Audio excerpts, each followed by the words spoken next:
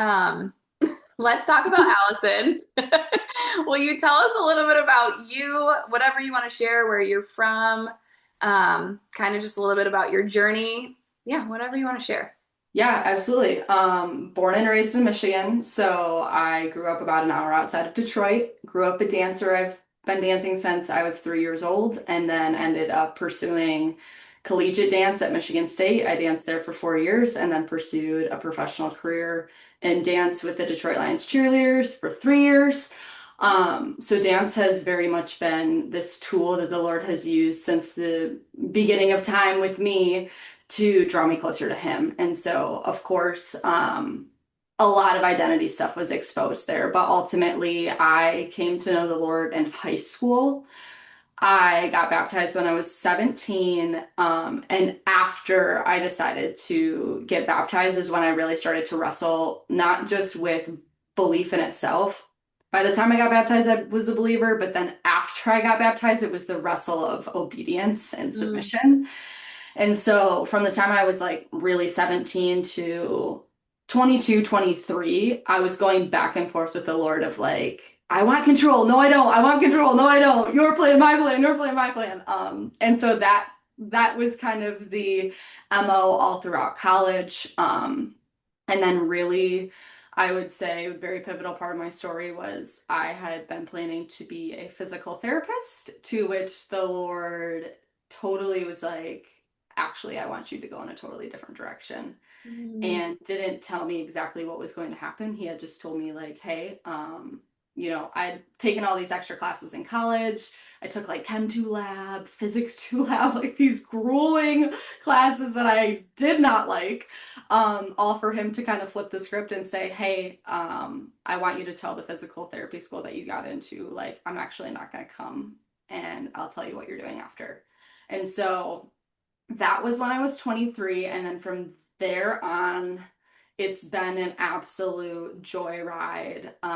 Really high highs, really low lows, just trying to figure out how to choose obedience, and really surrender my own will to follow the Lord. And that led to me starting this Christian apparel brand. I like to call it a ministry. It is for profit, but really it's all about spreading the gospel. And honestly, that's what led to me ending up with Riley.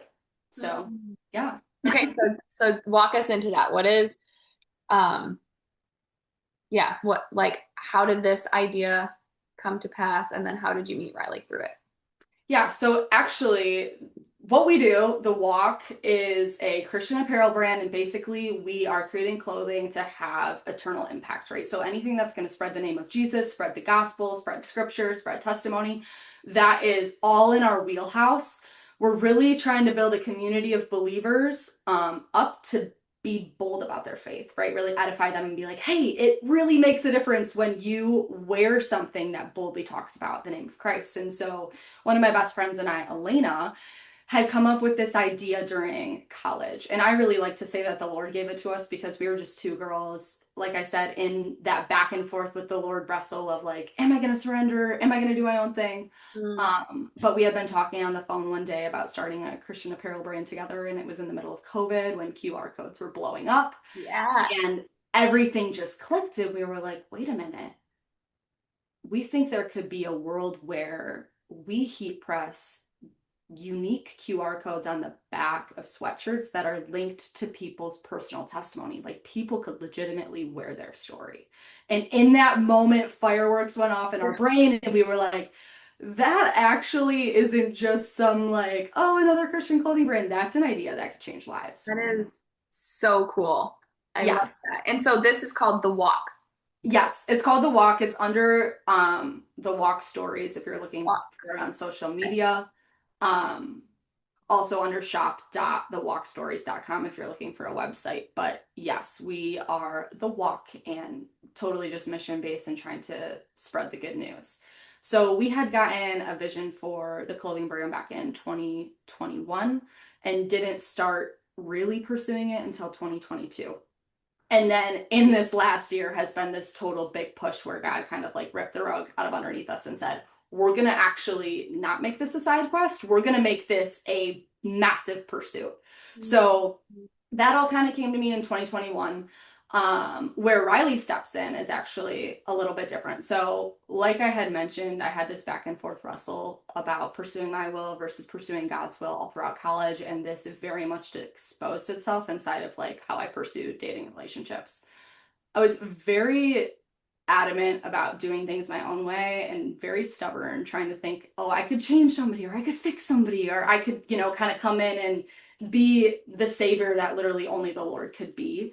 And so around spring of 2023, I very vividly remember praying this prayer of saying to the Lord, okay, God, I don't think I actually know what I want because everything that I thought I wanted hasn't worked. It's led to heartbreak, it's led to toxic cycles, it's led to things that have not been healthy.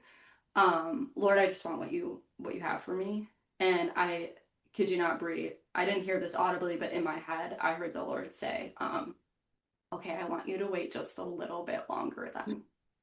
And so I'm like, what does that mean? Like, well, how long is a little bit longer? We know the Lord saying soon could mean A little bit, 40 like, years? Are we wilderness a little longer? right, like what does a little longer look like, right? And so I experienced this total shift going from like trying to take control to feeling the Lord calling me to unfollowing all of these people on Instagram, not liking anything, not Snapchatting any boys. That was such a big thing. I'm sure it's still a thing in like college, but you would have like a roster on Snapchat. Uh, yeah, crazy, right? And so I would like you could Snapchat and have streaks with like six different guys at the same time, and there not even be a real pursuit, but you just kind of breadcrumb the situation. Yeah. The Lord was like, "It's all done, no more, nothing."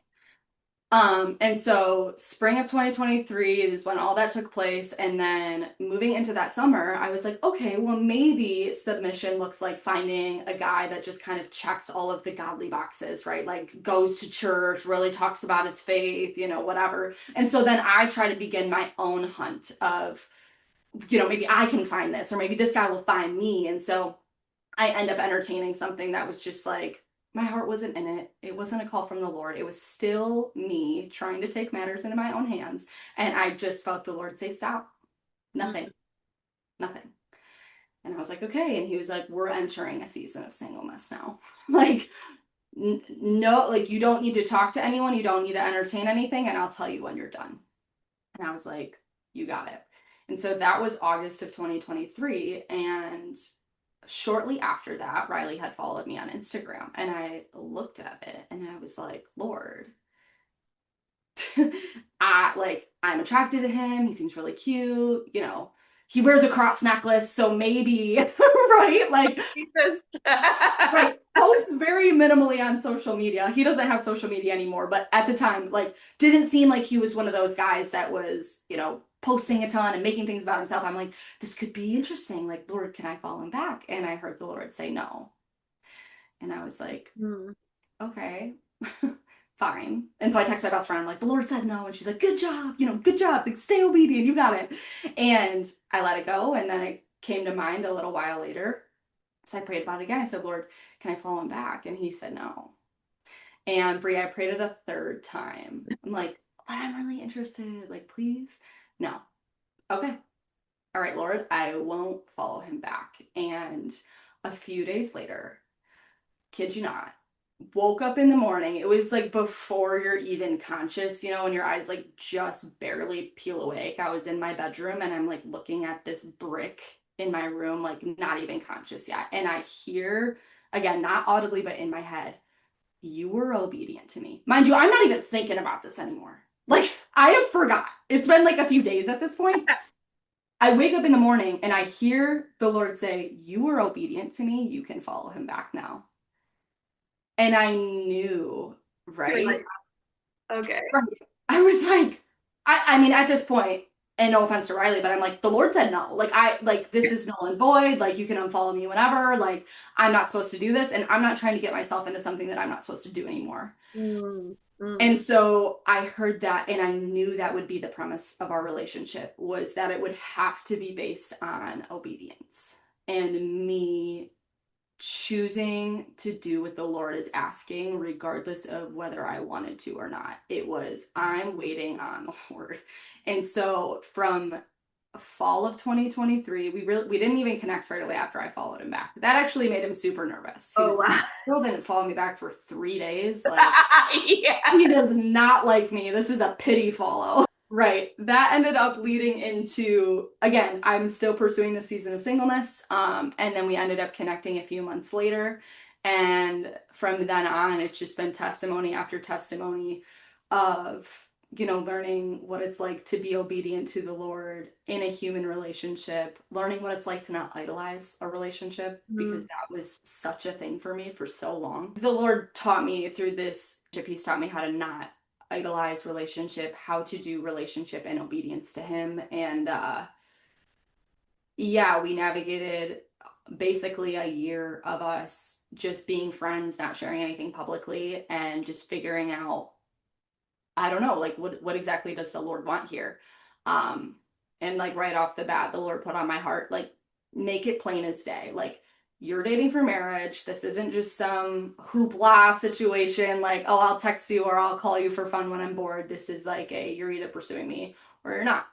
And so I think the expectation was set from the beginning is something that the Lord had put on my heart. And then from there, it mm, was just continually choosing obedience and continually learning and being refined through a dating relationship that put us to where we are now. yeah. And so you guys have been dating for how long? Publicly been dating for about, what was it? He asked me out in fall of 2024 officially, although we had been exclusive for quite a bit of time Yeah. before that. Yeah. Um, that year as well was such a gift because I didn't realize what I was stepping into. Oh, Like, talk more about like, that. Like, right. yeah. Um, yeah, I didn't realize the demand that baseball was, especially in that first year as we were kind of navigating this dating situation, figuring out like, hey, is this really going to progress into, something serious? Is this what the Lord wants? The demand of baseball is absolutely insane, and you're in a very unique position to be in relationship with somebody in that position. And I didn't understand that like getting integrated meant being in email threads and in group texts and like having security guards know you and watch you because fans can get crazy, and having just like all of these different kind of access to MLB stuff. Like once you're integrated, you're fully integrated. And Mm, so that season ended up being a total season of protection for my heart as we were navigating like, is this the right thing? mm, But now we're here and it is, and the Lord has been faithful, and it's been really fun, and it's been very sanctifying. yeah. Yeah. Because I mean, the reality is like, it's not a regular courtship, right? Because Right. they are, especially in season, like you're just entering season again. And it's like baseball mode is crazy. They're not home until, super. And Daniel was always the last one out of the clubhouse. So he didn't get back till like midnight, most nights. And you Right. have like the tin foil over the window so you can sleep in till like noon or 11 or whatever it is. And then you get like a Yep. quick little breakfast and then they're off to the field again. So you're Yep. like trying to build and establish this foundation with someone who you get like maybe an hour a day, and then if it's a good game versus a bad game versus are they being called up, called down, is their job on the line, like I mean there's just the reality of like, do we live together, do we not live together, okay, we're in this place for a little bit of time and now this place for a little bit of time, and like all of that stuff is so different than just like, oh, I met this guy that lives 15 minutes away and he works a 9 to 5. Like it's just Right. the the responsibility is bigger. But the blessing and maybe part of the curse is also that you get to know like really quickly like how do they deal with disappointment Mm-hmm. and what's their like go to just pre-game, Way down the lines. after game, like when they're Yeah. mad, when they're sad, like Right. how does that evolve out of them? How do they treat you? Like, you know, uh, Right. so you get a glimpse into the humanness, I think, a lot quicker because it's like, oh, Yes. we're gonna see this real fast. Do they Right. honor you? Like when you're in a group where people are asking for their autograph, like, or are they just like, okay, you stand over here? I like Right. there's so many nuances to it. But what's been the most challenging part for you guys? I would say, speaking specifically on my behalf, um, I don't, that's actually a really great question. I would be curious to ask him that. He's pretty persistent, which I think reflects in how he plays the game. So I think that's something that has like transpired its way over to our relationship as well. What position does he play? He is left field. Left field. Okay. Yep. I would say the most challenging thing for me, and this is a total shot at my pride and my flesh, which was it needed to happen, but I think the most challenging thing for me was when I would watch the shift of people becoming more interested in who I was dating than in me. Mm-hmm. And I went from being Alison Bloomquist to Riley Green's girlfriend very Mm-hmm. quickly for a lot of people. And that's okay. Mm-hmm. Like, I know where my identity is. Mm-hmm. I know who the Lord has called me to be. But the Lord used that transition to really expose some of the work that needed to be done in my heart of, hey, are you going to be okay if you're overlooked by somebody who's operating in a secular mind? Mm-hmm. You're going to be okay if your identity is in me and other people are affirming that your identity is in something else. Yeah. So I would say that's probably been the most challenging thing. I think before I lived a life that a lot of people found exciting, dancing in college resulted in me having a lot of really cool opportunities. I got to dance at games in the NCAA tournament, and I got to go to like football championship games, whatever. Yeah. Not championship games, bowl games. Yeah. And then doing stuff with the Detroit Lions, I got to do a lot of really unique things that most people don't get the chance to do. So before I was used to people being excited about me and some of the things that the Lord had blessed me with. And then it quickly transitioned over to, hey, you're on the side now. Tell me about your boyfriend. Yeah. And that was super humbling. That's so real. I think that's something that I'm still learning. Um, Same. where it's like Daniel doesn't play professional baseball anymore. And he's a college coach now, so we're still in the baseball world. Yeah. Um, but I can kind of look as like an older, and look at, these people where I feel like, oh gosh, I should have all this wisdom for these girls and this stuff. And I'm like, I still wrestle with this. Like Hmm. I for almost a decade worked in the nonprofit space.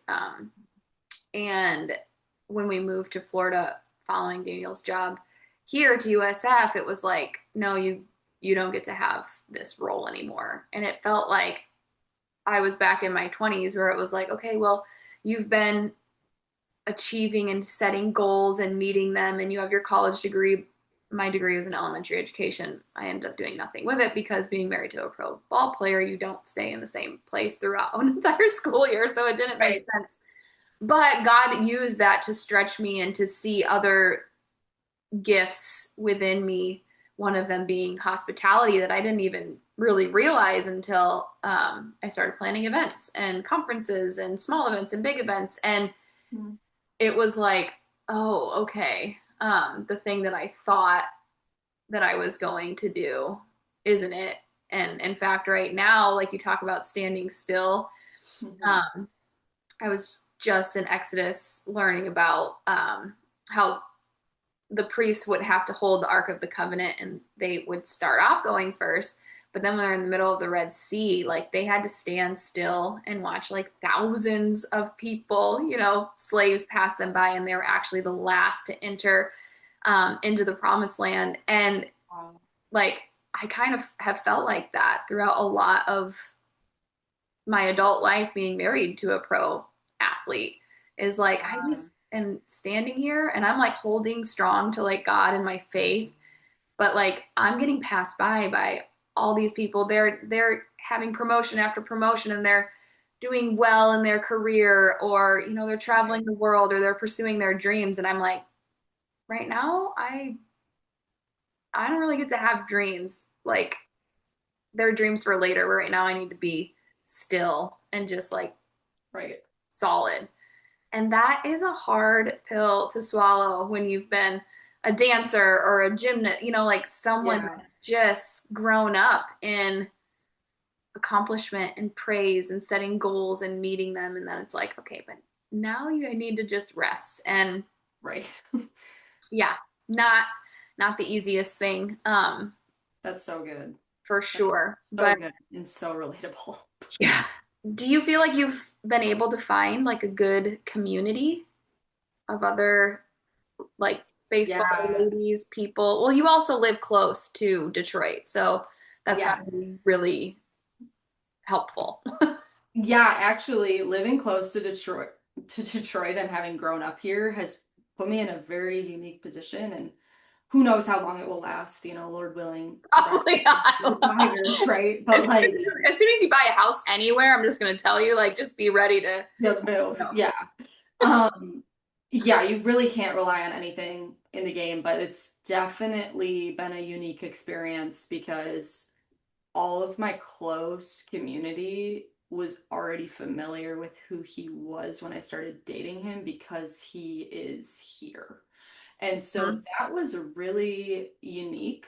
And that actually shifted what community looked like for me. Yeah. I lived in the same Um, thing. I'm from Michigan as well, Lansing, but like my whole family, like my mom grew up, she has memories of listening to Ernie Harwell on the radio talk about the Tigers as she was falling to sleep at her grandma's house. wow.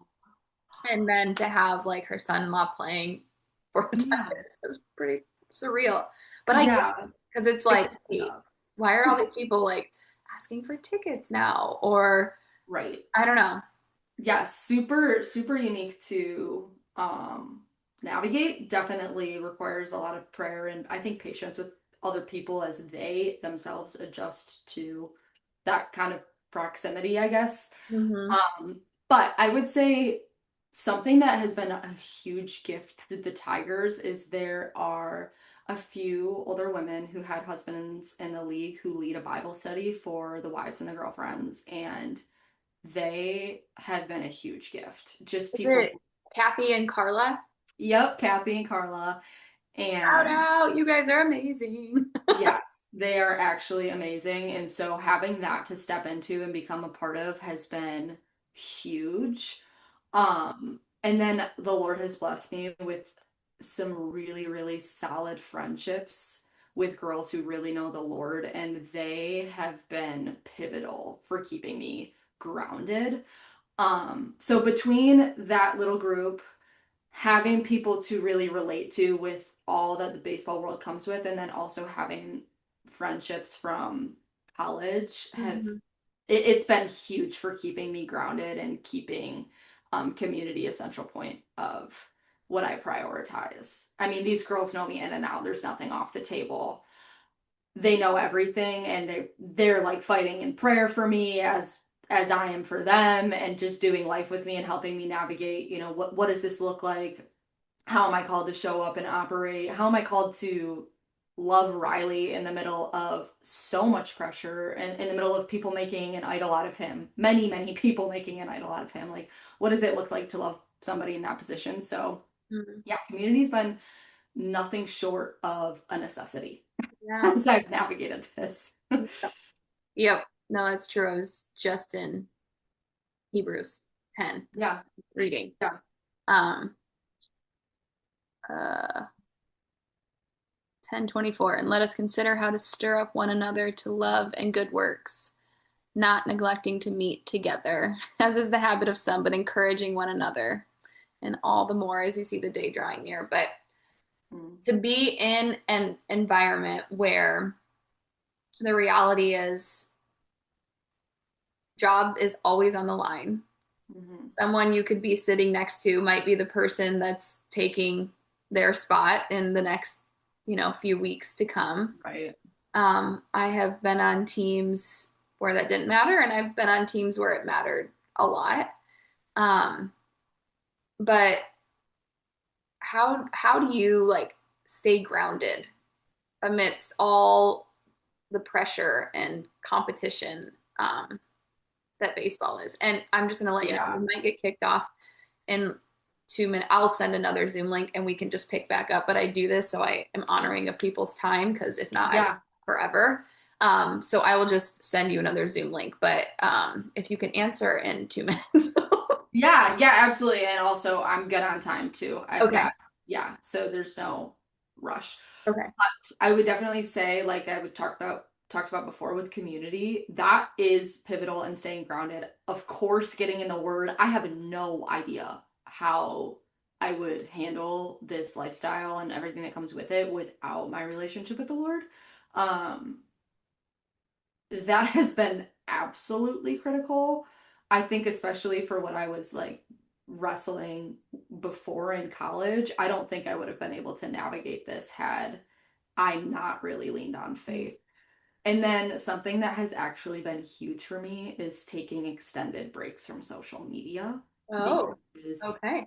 I've realized that the noise of other people's thoughts and opinions it's a lot to take on. I think maybe I will grow out of that affecting me the way that it has. Um, and the Lord has already grown that in a short period of time of like how much do I really care? But even seeing things and consuming things, even if it doesn't feel like it lands anywhere, I think subconsciously having that boundary and creating just space between me and everybody who has an expressed opinion has really, really helped my mental and help me to show up for Riley in a way that is more pure and more aware of how or aware of what his needs are Mm, ultimately. that's great. All right, I'm gonna pin you. Perfect. All right. I'm just gonna roll right back in. Yeah. Let's see. What is your life verse or a verse that you're holding on to right now? I thought this was awesome when you had sent me the list of questions and I read that and I knew immediately what I wanted to talk about. Yeah. I thought I had a life verse in high school, and then what I realized, this is how the Lord works with me anyway, is he'll give me a verse for a season. Mm. And I don't know how long the season is. I just know when I get a new verse. So sometimes the season's like a couple months, a couple years. It kind of changes. But coincidentally enough, I'm doing this spiritual formation plan with my church where we're reading a specific scripture together. And this was actually a part of today's. So it was kind of a funny God wink of like, okay, yeah, you're obviously supposed to talk about this. But the verse is First Thessalonians 4:11.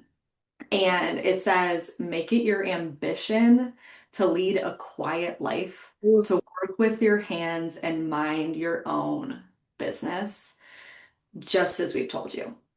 wow. And I the reason that I landed on this verse was because I was listening to a Sadie Robertson podcast, and I guess this was Phil Robertson's verse. Like he talked about it, and so she's really expounded on it in the last year since he passed. Mhm. But I've been really wrestling with the Lord. I'm like, okay, how do I make it my ambition to lead a quiet life in this kind of spotlight? Like you're so funny, God. Yeah, right. Like that seems a little paradoxical, but like we'll go with it because we know you do that. Yeah. So I'm trying to navigate right now. How do I do that? And I don't believe it's impossible. I actually do think it's a both and. I think the Lord is challenging me to use the small platform that I have personally to give him glory and to talk about him and his character and all of that. But I do think there is a way that you can still live a quiet life and you can still have like go to the secret place of the Lord and grow in relationship with him and communion with him and then also utilize social media to share about the character of the Lord. So that's been the verse that I've been wrestling with. And another part of that verse that I've been, well, really the whole thing. I mean, I'll just touch on all of it. It talks about minding your own business. How do you do that with social media? Mm. Because you actually essentially don't have to. Right. Right? Like I have been so convicted in the last 6 months of, do I really need to search this person and see if so and so and them are still dating? Mm-hmm. Is that really my business? Mm-hmm. Do I really need to go on social media right now to figure out, what happened necessarily? It's not necessarily that that thing is bad, it's what's my posture. Is my posture being snoopy and overly curious, or is my posture trying to be compassionate and supportive of somebody else's life? And Yeah. I've wrestling with that piece of the what does it look like to mind your own business on social media? And then lastly, it says to work with your hands. And there's something that I keep coming back to with that section of the verse that makes me think a lot about my own business is I want to be a person that's spending more time creating rather than consuming. And with social media, again, it becomes so easy to choose the latter. It becomes so easy to consume, consume, consume, consume instead of create. And so the Lord has really graced me with this extra time, right? While Riley's away and all of this extra time that I get when I don't get to invest in our relationship to create with my hands. Yeah. And so yeah, it's really been that First Thessalonians 4:11 that keeps coming back to me over and over again, came to me again in my quiet time this morning that I'm really wrestling with because I do want to lead a quiet life. Mm-hmm. Do you think there's a way to do this and still engage with social media? Yeah. And I mean, for you, you're building a business. And Right. so I think that's what I wrestle with a lot is like, as I try to share my testimony and find places and spaces that people want to hear what I have to say about what God has done in my life, like, how do they know Yeah. I'm doing it if I don't post about it? It's like, well, God, Right. you're bigger than all of that. I know it, but like ask, seek, and knock. Like I've asked you, I've been seeking in your word and through your people, but there is an action in that, right? So like how do I knock? How do I not just like do nothing and just wait for manna to fall from heaven, but also live quiet and humbly and yeah, man, if you figure that out, you just let me know. Yeah, send me a DM. Like I really wrestling with this. I would love to figure Conquered it this. out. We both need to hear from you. Right. I love that. I think that you're just wise beyond your years, probably more than you even know. But what are Allison's dreams for the future? Like, I have so many. yeah, Unrelated to baseball. yeah, yeah. That's Um, perfect. I think if I had to sum it up, one, raising like just a family that knows how to be in step with the Lord, that's huge for me, right? Like how can we raise up children that know how to seek the Lord, Mm, and live on the earth, but not as people who are of the earth. I think that's like huge dream of mine. I cannot wait to be a mom. mm, I don't need to be a mom yet, but when the time comes, I will be so excited.